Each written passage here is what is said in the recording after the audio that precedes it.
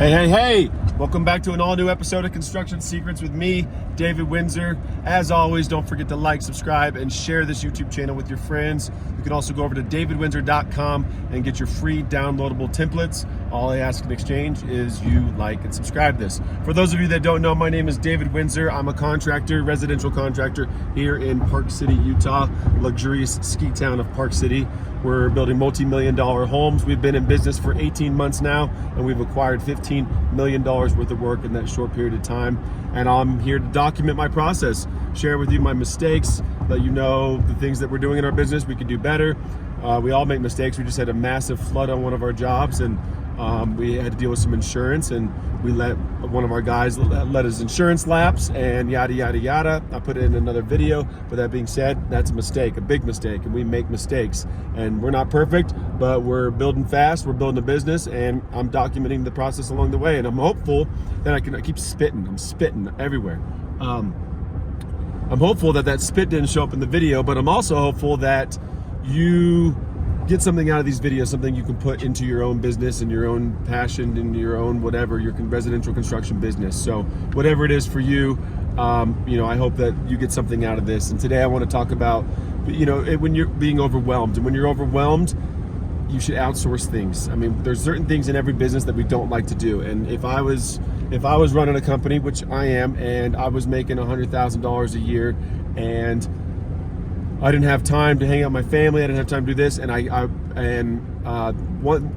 to run a business, you got to do things, but like if half your day is spent doing things, one, you're not good at, two, you don't like, and three, that takes you twice the amount of time, well, I would rather pay someone to do that. So outsourcing the things you don't want to do, i.e. your taxes, your accounting, you need to know your numbers, you need to know the ins and outs of your business.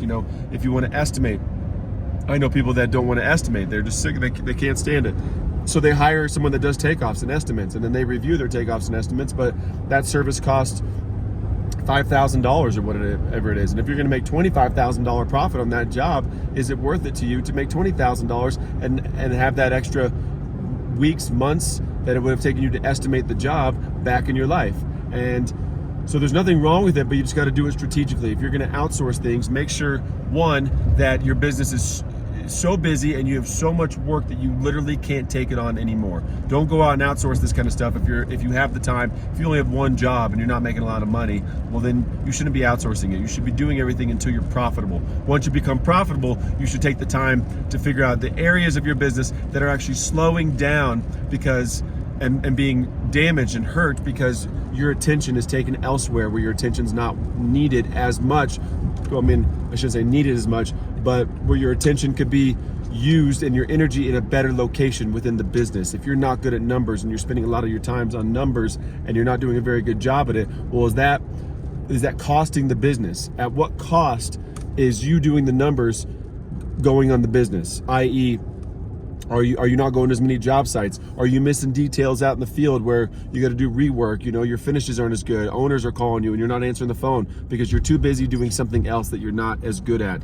And so take the time to recognize what are those areas in your business that don't necessarily jive with your skill set. And if you have the amount of money and the amount of workload that allows you to justify stepping away, then you should take an absolute look at going away with that. And there's plenty of people. We live in a beautiful time where there's plenty of industries where you can hire virtual assistants, you can hire people that you put on the books for a certain amount of time. So you could say to this particular individual, I need you to do my books, my accounting. We use QuickBooks for our accounting. It's $250 a month to have a QuickBooks accountant. They come in and they just reconcile everything. They look at all of our expenses and say, what was this charge? What was this charge? What was this charge? And they put it all in. So when it comes to tax season, we can just hit print on our P&L and our balance sheet. And we don't have to go through and reconcile all that stuff. So for $250 a month, we decided that that's worth paying, QuickBooks to do that. And we're getting to a place now where same with our billing and same with all of our company financials, the in-depth financials. How much profit are we making? How much are we spending? And how much can we invest? Because a lot of our business model is investing. And so how much are we going to need to put aside for taxes, insurance, and then investment, and then how much can we distribute to the partners within the business? So we're going to start outsourcing more of a CFO type But like I said, you don't have to hire someone. You don't have to put someone on the books for $50,000 a year. You can put someone on the books for 1 day a week. And that 1 day a week, they're only working, 6, 7, 8 hours a week. And, at $30 an hour, can your business afford that? There's also services that you can just say for a lump sum for $5,000 a year, they're going to come in and do X. And you got to decide.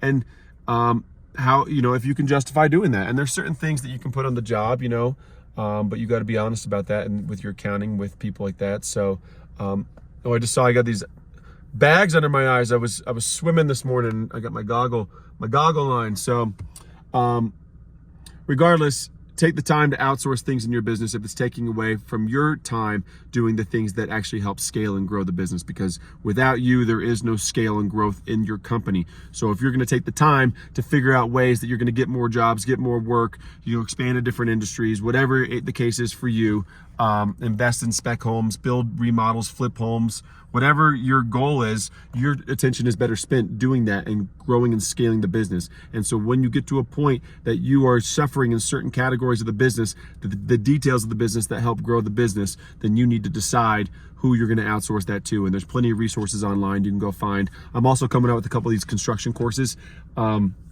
And in these courses, I'm going to share with you a lot of these locations where you can find this, ways you can market your business, ways you can scale your business, ways you can outsource, get a virtual assistants, hire people within, hire people without, all that kind of stuff I'm giving to you in these courses, and that'll be coming soon.